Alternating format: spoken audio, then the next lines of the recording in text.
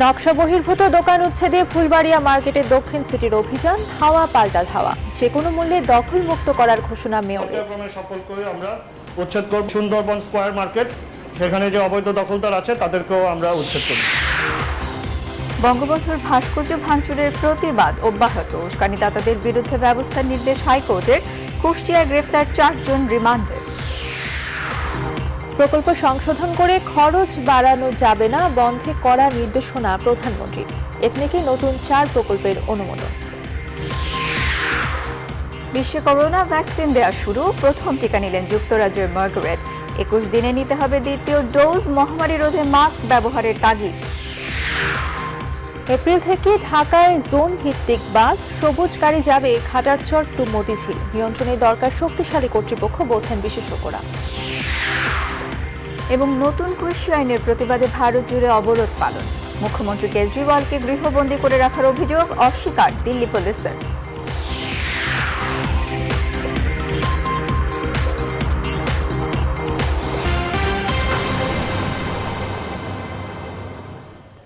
Rainbow allrounder exterior paint, বাংলাদেশের আবহাওয়া উপযোগী একমাত্র পেইন্ট। স্বাগত নিউজ 24 সন্ধ্যা 7টার সংবাদে আপনাদের সঙ্গে আছি আমি তাসনিমে জান্নাত অর্থী এবং আমি সঞ্জিদা ইসলাম। শিরোনাম দেখছিলেন, এবারে পুরো খবর। পুলিশ ব্যারিকেডের মধ্য দিয়ে রাজধানীর ফুলবাড়িয়া সুপার মার্কেটের অবৈধ দোকান উচ্ছেদ অভিযান চালিয়েছে ঢাকা দক্ষিণ সিটি কর্পোরেশন। সকাল থেকে এই উচ্ছেদ অভিযান শুরু হলেও ব্যবসায়ীদের বাধার মুখে সিটি কর্পোরেশন এক পর্যায়ে দুপুরের দিকে অভিযান শুরু করে। ভেঙে ফেলা হয় নকশার বাইরে তৈরি হওয়া অবৈধ সব দোকান। দক্ষিণের মেয়র জানিয়েছেন, শুধু ফুলবাড়ির নয়, পর্যায়ক্রমে উচ্ছেদ হবে দক্ষিণের 29টি মার্কেটের সব অবৈধ স্থাপনা ও দোকান। বিস্তারিত আশিকুর রহমান শ্রাবণের প্রতিবেদনে। দক্ষিণের নগর ভবনের পেছনের ফুলবাড়িয়া মার্কেটের অবৈধ স্থাপনা উচ্ছেদের চেষ্টা শুরু হয় মঙ্গলবার বেলা 11টা থেকে, কিন্তু শুরুতেই বাধার মুখে পড়ে দক্ষিণ সিটির উচ্ছেদকারী দল। মার্কেটের প্রধান সড়কের সামনে ততক্ষণে হাজারো মানুষের বিক্ষোভ মিছিল, পুলিশের সঙ্গে দফায় দফায় উত্তেজনা। দোকান মালিকদের দাবি, তারা বিভিন্ন সময়ে বৈধ হওয়ার আশ্বাসে লাখ লাখ টাকা দিয়েছেন। আমরা টাকা দিছি জাহাঙ্গীর, সুমন, মুস্তাক, এরা মার্কেট অফিসের কর্মকর্তা। মানে এরা বলছে যে আমাদের কাছে অফিসের মাধ্যমে দিবেন, আমরা পৌঁছে দিব। পর থেকে টাকা দিচ্ছি, আমরা সবাই টাকা দিচ্ছি, কেউ গরু বেচা দিচ্ছি, ছাগল বেচা দিচ্ছি, ব্যাংকে থেকে ঋণ আইনা দিচ্ছি। বিক্ষোভের উত্তেজনা চলে প্রায় দুপুর 1:45 পর্যন্ত। এ সময় দক্ষিণের মেয়র গণমাধ্যমকে সাফ জানান, উচ্ছেদ হবেই। আজকে সকাল থেকে ফুলবাড়িয়া মার্কেট, যেটা নগর ভবনের একদম নিকটবর্তী সংলগ্ন, সেই ফুলবাড়িয়া মার্কেট থেকে 3টা মার্কেট কমপ্লেক্স থেকেই আমরা অবৈধ যারা দখলদার আছেন তাদেরকে উচ্ছেদের কার্যক্রম হাতে নিয়েছি এবং পর্যায়ক্রমে যতক্ষণ না খালি হচ্ছে ততক্ষণ আমাদের কার্যক্রম চলবে। তারই বক্তব্যের পর গতি পায় অভিযান, শুরু হয় উচ্ছেদের সার্বিক প্রস্তুতি। কিন্তু তখন আরো বিক্ষুব্ধ দোকানিরা ইট পাটকেল ছুটতে থাকে পুলিশকে লক্ষ্য করে, জবাবে পুলিশও ছোঁড়ে টিয়ার সেল। কিছুক্ষণ পর পরিস্থিতি নিয়ন্ত্রণে এলে বুলডোজার গুড়িয়ে দেওয়া শুরু করে অবৈধ স্থাপনা। ফুটপাত দখল করে তৈরি হওয়া দোকানগুলো মুহূর্তেই শেষ।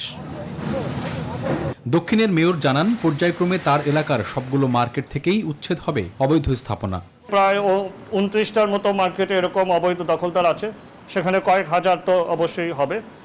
পর্যায়ক্রমে সকলকে আমরা উচ্ছেদ করব। এরপরে আমরা চিহ্নিত করেছি যে সুন্দরবন স্কয়ার মার্কেট, সেখানে যে অবৈধ দখলদার আছে তাদেরকেও আমরা উচ্ছেদ করব। ফুলবাড়িয়া সুপার মার্কেটের 3টি ব্লকে বিভিন্ন মহলের মদদে নকশা বহির্ভূতভাবে 911টি অবৈধ দোকান গড়ে উঠেছিল। আশিকুর রহমান শ্রাবণ, নিউজ 24, ঢাকা। দর্শক, এই মুহূর্তে ফুলবাড়িয়া মার্কেটের সামনে আছেন সহকর্মী সজল দাস, তিনি সরাসরি যুক্ত হচ্ছেন আমাদের সঙ্গে। সজল, সকাল থেকে উচ্ছেদ অভিযান শুরু হয়েছিল এবং এর মাঝে ঘটেছে ধাওয়া পাল্টা ধাওয়ার ঘটনা। এই মুহূর্তে সেখানে কি পরিস্থিতি দেখতে পাচ্ছেন?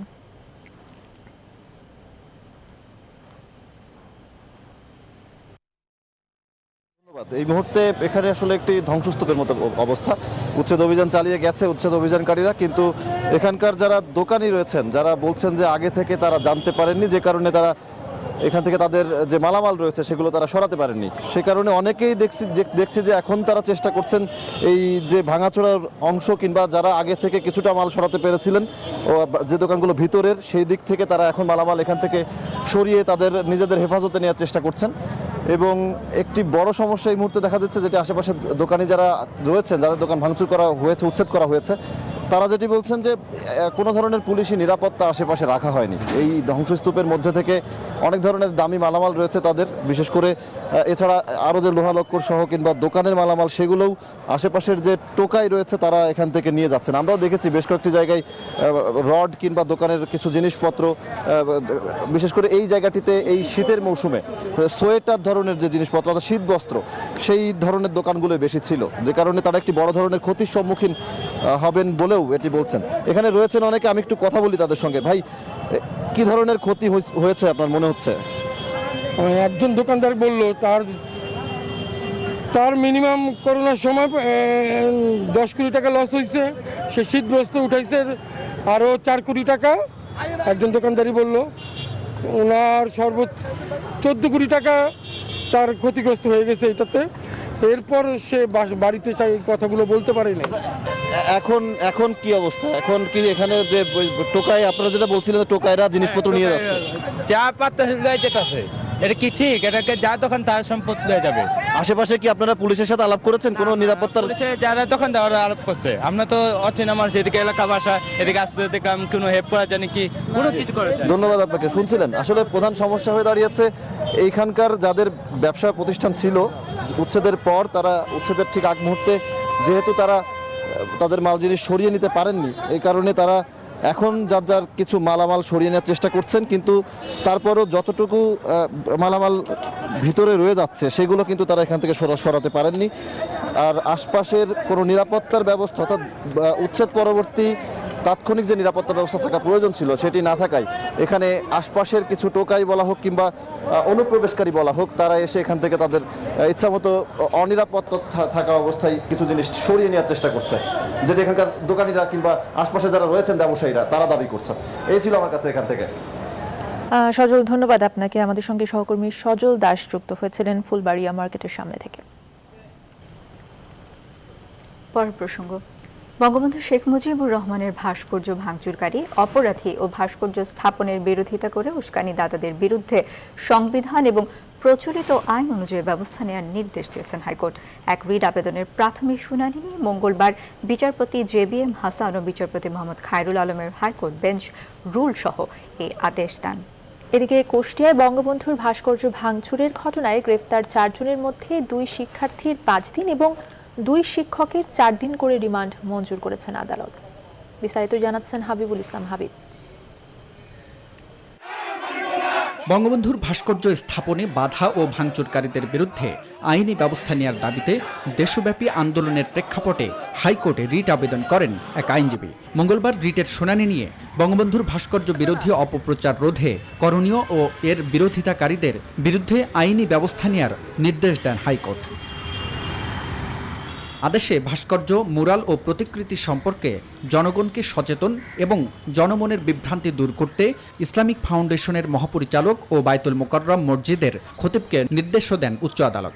ইসলামিক ফাউন্ডেশন এবং বায়তুল মোকাররমের খতিব ওনাদেরকে নির্দেশনা দিয়েছে যে আমাদেরকে ধর্মীয় ব্যাখ্যা দেওয়ার জন্য। সংবিধানের 7 ধারায় রাষ্ট্রদ্রোহিতার মামলা কেন করা হইবে না, এই মর্মে আদালত রুলনীতি জারি করেছেন। যারা কালপিটস রয়েছে তাদের বিরুদ্ধে 7 সহ রাষ্ট্রদ্রোহিতা সহ প্রচলিত আইনের ব্যবস্থা গ্রহণ করার জন্য। এদিন কুষ্টিয়ায় বঙ্গবন্ধুর ভাস্কর্য ভাঙচুরের ঘটনায় গ্রেপ্তার 4 জনকে জিজ্ঞাসাবাদের জন্য রিমান্ড চাইলে 2 শিক্ষার্থীকে 5 দিন ও 2 শিক্ষকের 4 দিন করে রিমান্ড মঞ্জুর করেন আদালত। কুষ্টিয়ার অতিরিক্ত চিফ জুডিশিয়াল ম্যাজিস্ট্রেট আদালতের বিচারক ইনামুল হক রিমান্ড মঞ্জুর করেন। এই মামলা সুষ্ঠু তদন্ত করতে হলে রুট জানার দরকার। আমরা আদালতে বলেছি যে আর যেন কোনো ভাস্কর্য ভাঙা না হয়, আর যেন এরকম গভীর ষড়যন্ত্রে কেউ লিপ্ত না হয়, এইটাকে অবিলম্বে বন্ধ করার জন্য আজকে আমাদের এই মোকদ্দমায় রিমান্ডের প্রয়োজন। এর আগে সকালে কড়া নিরাপত্তার মধ্য দিয়ে কারাগার থেকে তাদেরকে আদালতে নেওয়া হয়। হাবিবুল ইসলাম হাবিব, নিউজ 24, ঢাকা। বঙ্গবন্ধুর ভাস্কর্য ভাঙার প্রতিবাদে আজও সারা দেশে বিক্ষোভ কর্মসূচি পালন করেছে বিভিন্ন সংগঠনগুলো। সাম্প্রদায়িক কোনো গোষ্ঠীকে দেশে মাথা তুলে দাঁড়াতে দেওয়া হবে না বলে মন্তব্য করেছেন আওয়ামী লীগের সাধারণ সম্পাদক ওবায়দুল কাদের। আর বর্তমান সরকারি উগ্র মৌলবাদকে উস্কে দিচ্ছে বলে মন্তব্য বিএনপি মহাসচিব মির্জা ফখরুলের। রিশাদ হাসান জানাচ্ছেন বিস্তারিত। রাজধানীতে জাতীয় প্রেস ক্লাবের সামনে এই জনসমাগম বঙ্গবন্ধুর ভাস্কর্য ভাঙা ও অবমাননার প্রতিবাদে। মঙ্গলবার এই মানববন্ধনের আয়োজন করে বাংলাদেশ তাঁতি লীগ। স্বাধীনতার বিরোধিতাকারী ও বঙ্গবন্ধুকে অবমাননাকারীদের শাস্তির দাবিতে প্রেস ক্লাবের সামনে দুপুরে মানববন্ধন করেন বাংলাদেশ ইসলামী পার্টি। তারা জানায় সরকারের সিদ্ধান্তের সাথে আলেম সমাজের কোনো বিরোধিতা নয়। সম্পৃক্ত বিভিন্ন প্রাণী সাম্প্রদায়িক কোনো গোষ্ঠীকে দেশে মাথা তুলে দাঁড়াতে দেওয়া হবে না বলে মন্তব্য করেন আওয়ামী লীগের সাধারণ সম্পাদক ওবায়দুল কাদের। সচিবালয়ে তিনি কথা বলেন। কোন সাম্প্রদায়িক গোষ্ঠীকে লাখো শহীদের রক্তে গড়া এদেশে মীমাংসিত বিষয়ে বিরোধিতা করার সুযোগ দেওয়া হবে না। তাদের পেছনে যারা মদদ দিচ্ছে, উস্কানি দিচ্ছে এবং অর্থের যোগান দিচ্ছে, তাদেরও কিন্তু খুঁজে বের করতে হবে। আর ঠাকুরগাঁয়ে এক প্রেস ব্রিফিংয়ে বিএনপি মহাসচিব অভিযোগ করেন বর্তমান সরকারই উগ্রবাদকে উস্কে দিচ্ছে। মৌলবাদকে উস্কানি দিয়ে মৌলবাদকে প্রশ্রয় দিচ্ছে। আওয়ামী লীগ দিয়েছে। আমাদের সঙ্গে মৌলবাদের কোনো সম্পর্ক নেই। আমরা ধর্মীয় স্বাধীনতায় বিশ্বাস করি, আমরা ধর্মান্ধতায় বিশ্বাস করি না।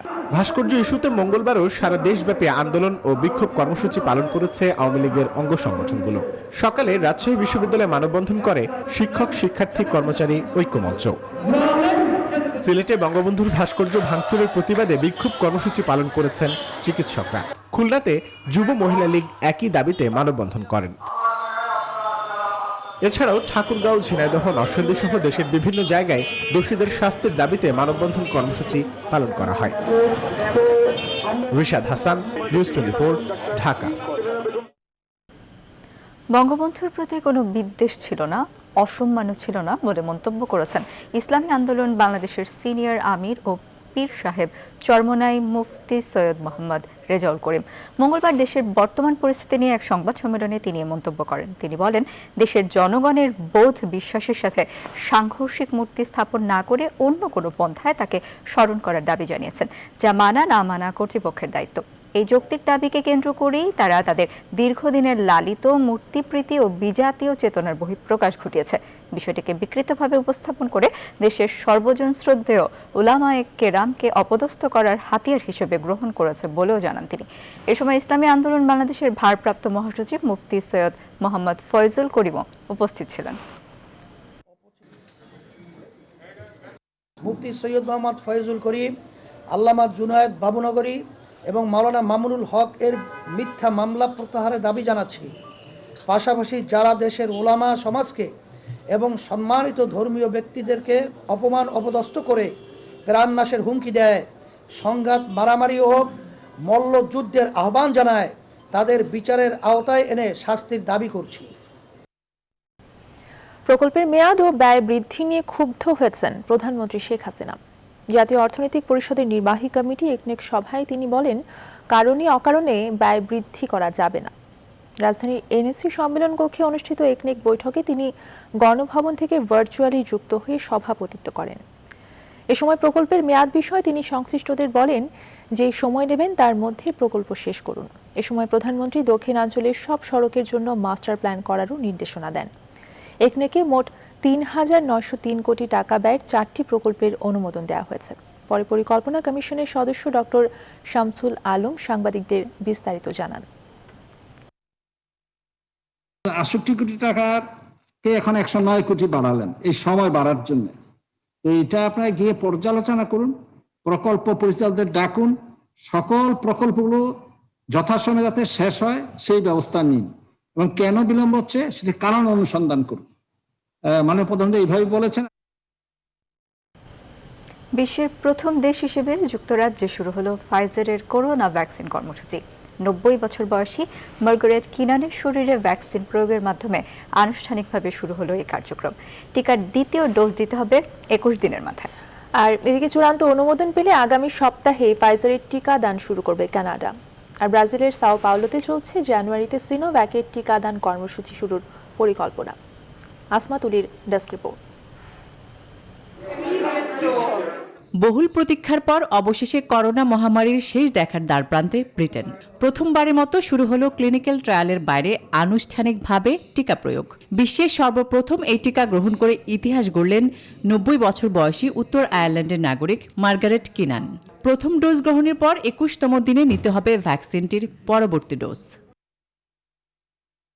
মঙ্গলবার শুরু হওয়া টিকা কর্মসূচি আবারও ফিরিয়ে আনবে স্বাভাবিক জীবন, এমনটাই প্রত্যাশা ব্রিটিশ স্বাস্থ্যমন্ত্রী ম্যাট হ্যানককের। প্রথম সপ্তাহেই ফাইজারের ৮ লাখ করোনা ভ্যাকসিনের ডোজ পাওয়া যাবে বলে প্রত্যাশা করা হচ্ছে। ফাইজারের করোনা টিকার প্রথম ডোজ আগামী সপ্তাহে কানাডায় পৌঁছাবে বলে জানিয়েছেন দেশটির প্রধানমন্ত্রী জাস্টিন ট্রুডো। প্রথম ব্যাচে দেশটি পাবে ২,৪৯,০০০ ডোজ। চূড়ান্ত অনুমোদন পেলে আগামী সপ্তাহেই শুরু হবে টিকাদান কর্মসূচি।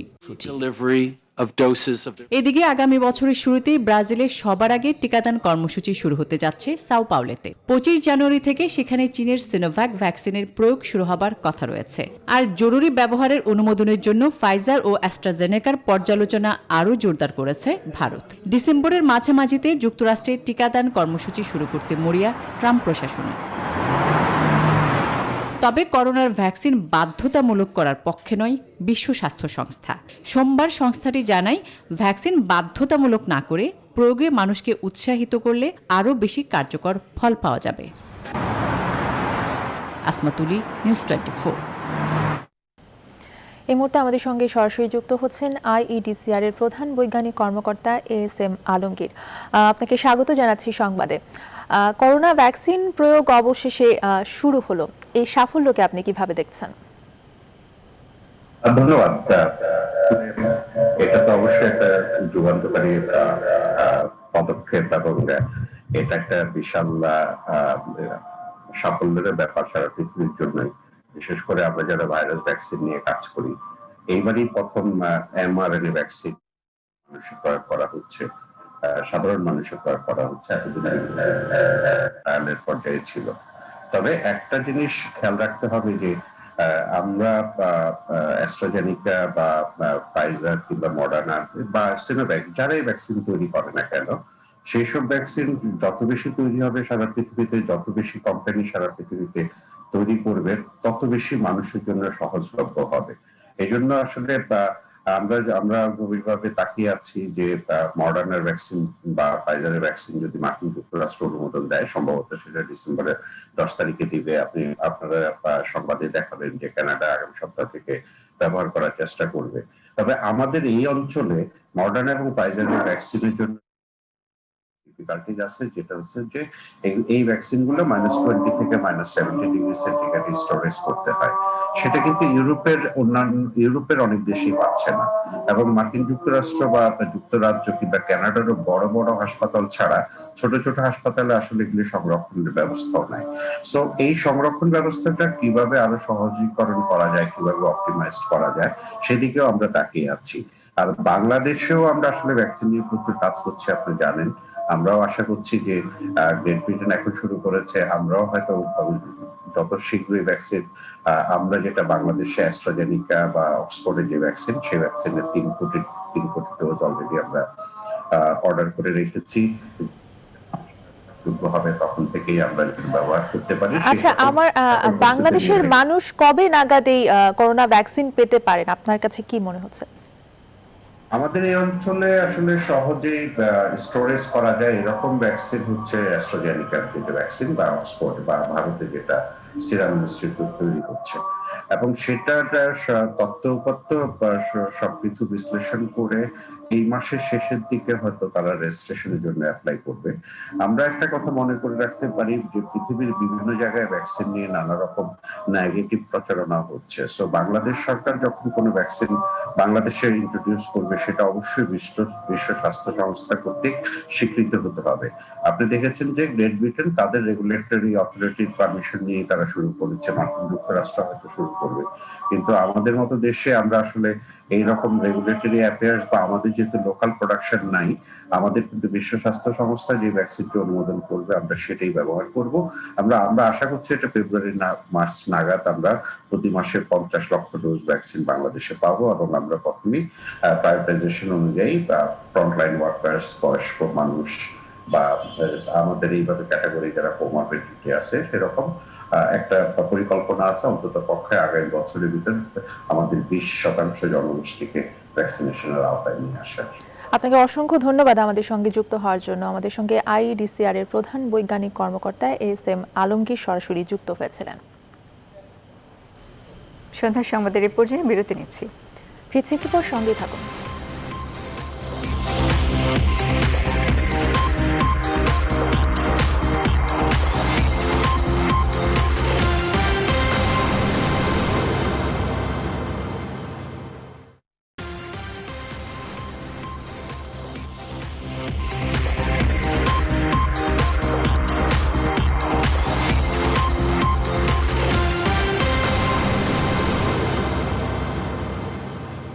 আবারও স্বাগত।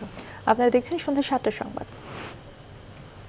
মাস্ক পরার হার বেড়েছে রাজধানীতে। অফিস আদালতে অনেকেই মাস্ক পরছেন, তবে রাস্তাঘাট ও দোকানপাটে অনেকের রয়েছে মাস্ক পরায় অনীহা। বিশেষজ্ঞরা বলছেন, ভ্যাকসিন নিয়ে সংশয়ের মধ্যে নো মাস্ক নো সার্ভিসকে ব্যাপক হারে কার্যকর করা না গেলে করোনা সংক্রমণ আরও বাড়বে। বিস্তারিত জানাচ্ছেন অন্তরা বিশ্বাস। রাজধানীর নগর ভবন, কদিন আগেও এখানে মাস্ক পরা মানুষের সংখ্যা হাতে গোনা যেত, কিন্তু কয়েকদিনের মধ্যে পাল্টে গেছে চিত্র। বেশিরভাগের মুখেই মাস্ক। শুরুর দিকে না হলেও সরকারি অনেক ব্যাংকেই বেড়েছে মাস্কের ব্যবহার। এর আগে আসলে মানে অসচেতনতা আর কি গ্রাহকদের মধ্যে এটা ছিল। যারা ক্লায়েন্ট আসে আমাদের ব্যাংকে, চেষ্টা করি বা আমরা যারা আছি মাস্ক ওয়্যার করতে। ডেথ রেটটা যেটা হচ্ছে আগে যেটা অনেক কম ছিল, এখন দেখা যাচ্ছে 35, 49 এরকম হচ্ছে। এর জন্য মূলত মানুষের ভিতরে সচেতনতা আরও বৃদ্ধি পাচ্ছে। আদালত পাড়ায় আইনজীবীদের মধ্যে মাস্ক পরায় সতর্কতা দেখা গেলেও সেবা নিতে আসা অনেকেরই রয়েছে অনীহা। দোকানপাটে ক্রেতা বিক্রেতাদের মাঝেও মাস্ক না পরার অগণিত অজুহাত। কেউ কেউ আবার টেলিভিশনের ক্যামেরা দেখে মাস্ক পরেন। 5-10 মিনিট পর একটু খুলে চেহারাটা পরিষ্কার করা লাগে, সেজন্য মাস্ক খোলা হয়েছে। আমি তো হিজাবের মাস্ক পরছি না, এই জন্য আর কি ওটা পরিনি। ওঠার সময় খেয়াল ছিল না, তার জন্য আর কি নাক ডাকলাম।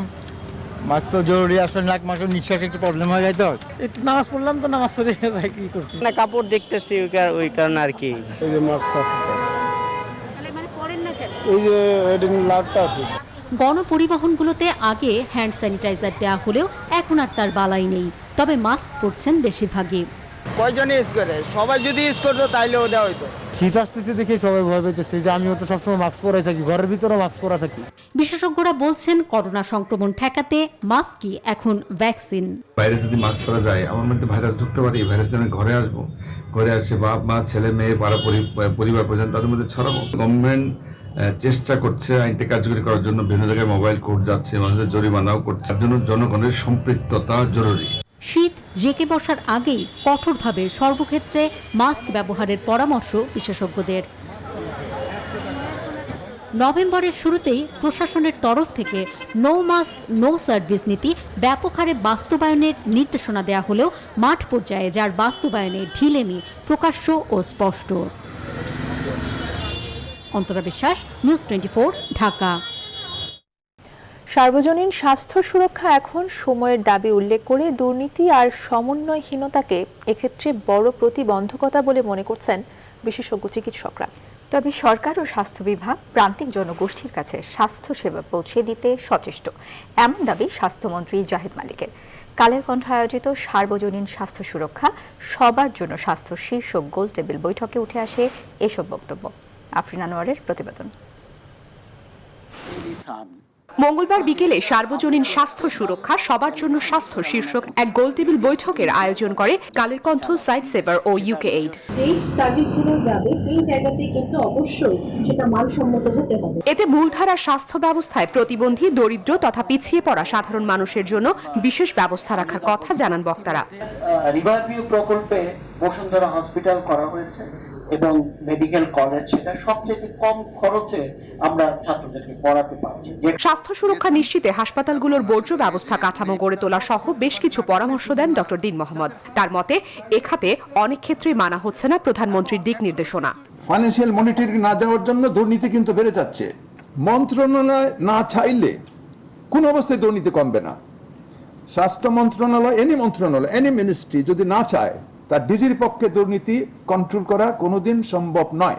তবে স্বাস্থ্য খাতে নিজেদের গৃহীত পদক্ষেপ ও আন্তরিক প্রচেষ্টার কথা জানান সংশ্লিষ্ট মন্ত্রী। সরকারি হাসপাতালে কিন্তু মোটামুটি ফ্রি চিকিৎসা দেওয়া হয়, কিছু সার্ভিস চার্জ নেওয়া হয় কিছু কিছু বিষয়, কিন্তু বাকি সব চার্জই কিন্তু ফ্রি। ইভেন করোনা কালেও আমাদের যত স্বাস্থ্য সেবা দেওয়া হচ্ছে সেটা সবটুকুই ফ্রি। করোনা প্রেক্ষাপটে সর্বস্তরের স্বাস্থ্য সেবা নিশ্চিতে সরকারি বেসরকারি এমনকি দেশের শীর্ষ ব্যবসায়ী প্রতিষ্ঠানগুলোকে একত্রিত হয়ে এগিয়ে আসার আহ্বান জানান বক্তারা। প্রায় বিনা খরচে আমরা মানুষের চিকিৎসা করি। আফরিন আনোয়ার, নিউজ 24, ঢাকা। গণপরিবহনে শৃঙ্খলা আনা এবং যানজট নিরসনে ফ্র্যাঞ্চাইজি ভিত্তিক পরীক্ষামূলকভাবে রাজধানীর একটি রুটে বাস চালু হচ্ছে আগামী এপ্রিলে। রাজধানীর ঘাটারচর থেকে মতিঝিল পর্যন্ত রুটে 5টি কোম্পানির অধীনে 1 এপ্রিল থেকে বাস চলবে। মঙ্গলবার বাস রুট রেশনালাইজেশন কমিটির সভা শেষে ঢাকা দক্ষিণ সিটির মেয়র শেখ ফজলে নূর তাপস এই তথ্য বলেন। 9টি ক্লাস্টারের মাধ্যমে 22টি কোম্পানির 42টি রুটে বাস রুট রেশনালাইজেশনের প্রস্তাব চূড়ান্ত করা হয়েছে। এরই অংশ হিসেবে পরীক্ষামূলক বাস চালুর সিদ্ধান্ত। এই সময় উত্তরের মেয়র আতিকুল ইসলাম বলেন, খুব জটিল বিষয়টি, এজন্য সব পক্ষের সহযোগিতা প্রয়োজন।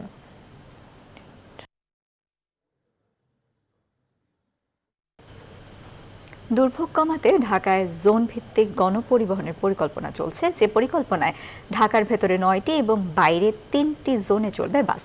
এক জোনের বাস ঢুকবে না, আরেক জোনে বাস রুট রেশনালাইজেশন প্রোগ্রামে এসবই প্রস্তাব করা হয়েছে। ঢাকা দক্ষিণের মেয়র ফজলে নূর তাপস আশাবাদী হলেও বিশেষজ্ঞরা বলছেন একটি শক্তিশালী কর্তৃপক্ষ ছাড়া নিয়ন্ত্রণে রাখা কঠিন হবে গণপরিবহন। আরো জানাচ্ছেন বাবুর রহমান। ঢাকায় বাসে বাসে প্রতিযোগিতার চিত্র আছে আগের মতোই, কিন্তু এখনো সমস্যা সমাধানে পরিকল্পনা চলছে। গণপরিবহনে শৃঙ্খলা ফেরাতে প্রয়াত মেয়র আনিসুল হকের বাস রুট রেশনালাইজেশন প্রোগ্রাম ধরেই এগুচ্ছে কাজ। তবে আগের পরিকল্পনায় ঢাকায় 22 রুটে 6টি কোম্পানির মাধ্যমে বাস পরিচালনার কথা বলা হলেও এখন সেখানে 42 রুটে 22টি কোম্পানির কথা ভাবা হচ্ছে। আন্তঃজেলা বাসগুলোর ঢাকার মধ্যে ঢোকাটা সমীচীন নয়, কিন্তু এটা যদি আমরা বাস্তবায়ন করতে পারি তাহলে ঢাকার উপরের চাপটা অনেকাংশে কমে যাবে। বাস রুট রেশনালাইজেশন প্রোগ্রামের সঙ্গে শুরু থেকে আছেন ডিটিসি এর সাবেক নির্বাহী পরিচালক ডক্টর SM সালেউদ্দিন। বলছেন, শৃঙ্খলা ফেরাতে রাজধানীকে ভাগ করা হয়েছে 9টি ক্লাস্টারে, আর ঢাকার বাইরের শহরগুলো থেকে আসা বাসগুলোর জন্য 3টি ক্লাস্টার। এই ক্লাস্টারের ভিতরে যে কোম্পানিগুলো গাড়ি চালাবে তারা আর বাইরে যাবে না। প্যাসেঞ্জাররা জানবে গাড়ির রং দেখা যে সে কোন গাড়িটা উঠবে। ড্রাইভাররা জানবে যে আমার প্যাসেঞ্জারদের নিয়ে মারামারি করে কোনো লাভ নেই, কারণ আমি হলো কিলোমিটার থেকে আমাকে পেমেন্ট হবে। বর্তমানে ঢাকায় 291টি রুটে চলছে 2500 মালিকের 4500 বাস। সমাধান খুঁজতে আগে এক রুটে এক কোম্পানির বাসে গুরুত্ব বেশি থাকলেও এখন তা ক্লাস্টার ভিত্তিক বা জোন ভিত্তিক বাসের দিকে, যেখানে চালকরা পারিশ্রমিক পাবেন যানবাহনের কিলোমিটার অনুযায়ী। ক্লাস্টার বলতে গুচ্ছ, একটা এলাকাকে গুচ্ছ করে, যে এখানে একটা ক্লাস্টারের মধ্যে দেখা যাবে এখানে 5টা কোম্পানি আছে বা 7টি কোম্পানি আছে এই ক্লাস্টারের মধ্যে। একটা ক্লাস্টারে এক এক ধরনের রং থাকবে, এক রোডে এক কোম্পানি থাকবে না, একটা জোন একটা ক্লাস্টারে কয়টা কোম্পানি থাকবে, এভাবে ভাগ করবে। কোম্পানি যত বড় করা হবে, বেশি সংখ্যায় বেশি করা হবে, ম্যানেজমেন্টে প্রবলেম হবে। মেয়রের আন্ডারে একটা গণপরিবহন সম্পর্কিত অথরিটি করে নিতে হবে, যার পেশাদারিত্ব থাকবে, যে ইন্ডিপেন্ডেন্ট কাজ করবে, বিটিআরসির মতন। মেয়র আনিসুল হকের মৃত্যুর পর এর দায়িত্ব পড়ে সাবেক মেয়র সাইদ খোকনের ওপর, কিন্তু তিনি নির্বাচনে হেরে যাওয়ায় এখন ঢাকা দক্ষিণের মেয়র ফজলে নূর তাপসের দায়িত্বে পড়েছে গণপরিবহনের সংকটের জাল ছাড়ানোর। প্রায় 4 বছর হতে চললেও এখনো চূড়ান্তই করা গেল না রাজধানীর বাস রুট রেশনালাইজেশন প্রোগ্রাম। উল্টো প্রস্তাবে বাড়ছে বাসের রুট কোম্পানির সংখ্যা। আর তাই ঠিক কবে এই প্রোগ্রাম বাস্তবায়িত হবে, আর বাস্তবায়িত হলেও আসলেই কতটা কাজে দেবে তা নিয়ে সংশয়ে বিশেষজ্ঞরা। প্লাবন রহমান, নিউজ 24, মিরপুর, ঢাকা। সময় হলো আরো একটি বিরতির। ফিরছি আরো খবর নিয়ে, সঙ্গেই থাকুন।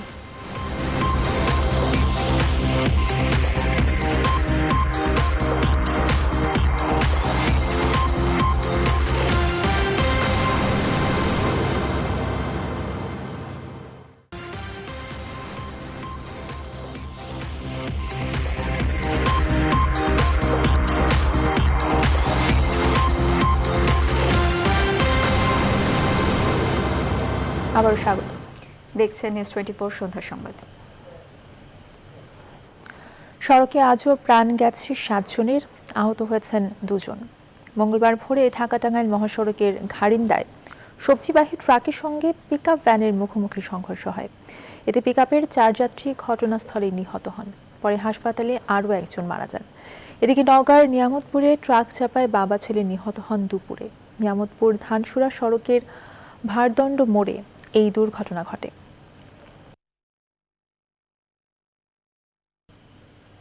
এবারে ফার্স্ট সিকিউরিটি ইসলামী ব্যাংক অর্থ ও বাণিজ্যের সংবাদ।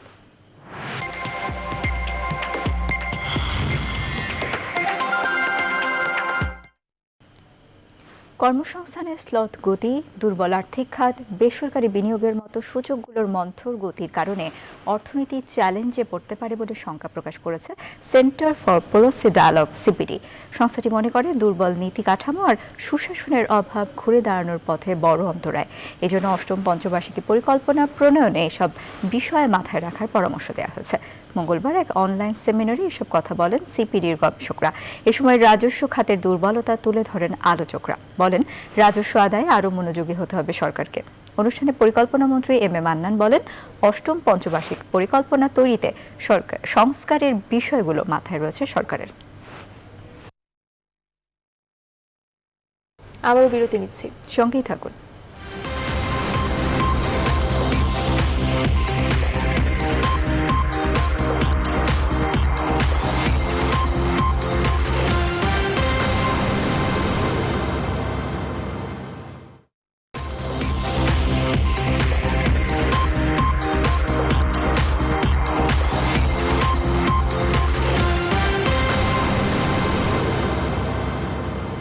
আবারও স্বাগত। আপনারা দেখছেন সন্ধ্যা 7টা সংবাদ। এবার আন্তর্জাতিক প্রসঙ্গ। নতুন কৃষি আইনের প্রতিবাদে মঙ্গলবার ভারত জুড়ে চলছে ধর্মঘট। ভারতীয় কৃষক সংগঠনের বন্ধের ডাকে সাড়া দিয়ে বিভিন্ন রাজ্যের সংগঠন সহ বেশ কটি রাজনৈতিক দল অংশ নিয়েছে। আসছে বিদেশি রাষ্ট্র ও সংস্থার সমর্থন, কিন্তু এরই মাঝে কৃষকদের পাশে থাকার অঙ্গীকারে গৃহবন্দী করা হয়েছে দিল্লির মুখ্যমন্ত্রী অরবিন্দ কেজরিওয়ালকে। নাহিদ জিহানের ডেস্ক রিপোর্ট। পূর্ব ঘোষণা অনুযায়ী বিজেপি নেতৃত্বাধীন সরকারের বিতর্কিত 3টি কৃষি আইন বাতিল সহ বেশ কিছু দাবিতে ভারত জুড়ে কৃষকদের ডাকে সর্বাত্মক ধর্মঘট পালিত হয়। কৃষক সংগঠনগুলোর পাশাপাশি কংগ্রেস, বিভিন্ন বামপন্থী দল, অখিলেশ যাদবের সমাজবাদী পার্টি সহ অনেকেই মঙ্গলবারের এই ভারত বন্ধে সমর্থন জানিয়ে মাঠে নেমেছেন। বেলা 11টা থেকে এই ভারত বন্ধের কার্যক্রম শুরু হয়। বিভিন্ন রাজ্যে বিক্ষোভকারীরা রাস্তা বন্ধ করে রাখলেও দিনভর ভারত বন্ধ আন্দোলনে গুরুতর কোনো সংঘর্ষের ঘটনা ঘটেনি। দিল্লির মুখ্যমন্ত্রী অরবিন্দ কেজরিওয়ালেরও এই বন্ধে যোগ দেওয়ার কথা ছিল, কিন্তু সোমবার থেকেই তাকে গৃহবন্দী করে রাখা হয়েছে বলে অভিযোগ করেছে আম আদমি পার্টি। মঙ্গলবার পার্টির মুখপাত্র জানান, কেজরিওয়ালের বাসভবনে কেউ ঢুকতে পারছে না, এমনকি তাকেও বাইরে বের হতে দেওয়া হচ্ছে না। কেন্দ্র সরকার কাফি ঘবরাই। তবে দিল্লি পুলিশ এই অভিযোগ অস্বীকার করলেও দিল্লির মুখ্যমন্ত্রীর বাড়ির বাইরে ব্যারিকেড দেখা গেছে। সমর্থকরা বাড়ির বাইরে অবস্থান নিয়ে এই পুলিশি পদক্ষেপের নিন্দা জানায়। নাহিদ জিহান, নিউজ 24। এবারে খেলার খবর। বঙ্গবন্ধু টি-20 কাপের দিনের প্রথম ম্যাচে মিনিস্টার রাজশাহীকে 8 উইকেটে হারিয়েছে ফরচুন বরিশাল। টস জিতে ফিল্ডিংয়ের সিদ্ধান্ত নেয় বরিশাল, তবে সেই সিদ্ধান্তকে ভুল প্রমাণ করেন রাজশাহীর 2 ওপেনার। ওপেনিং জুটিতে রাজশাহীর সংগ্রহ ছিল 131 রান। নাজমুল শান্তর 55 বলে ঝড়ো 109 রানের ইনিংস দলকে বড় সংগ্রহের পথে নিয়ে যায়। নির্ধারিত ওভারে 220 রান সংগ্রহ করে শান্তর দল। হ্যাট্রিক করেছেন কামরুল হাসান রাব্বি। 221 রানের লক্ষ্যে ব্যাট করতে নেমে তামিম ও পারভেজ ইমনের ব্যাটে ভর করে 8 উইকেট হাতে রেখে 18 ওভারেই জয় তুলে নেয় বরিশাল। 42 বলে শতক হাঁকিয়ে টি-20তে দেশের হয়ে দ্রুততম সেঞ্চুরি করেন পারভেজ ইমন, থাকেন অপরাজিত।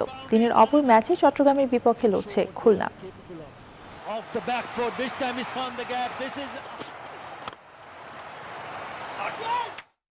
আর এই ছিল সন্ধ্যা সংবাদ আয়োজনে। এতক্ষণ সঙ্গে থাকার জন্য ধন্যবাদ সবাইকে।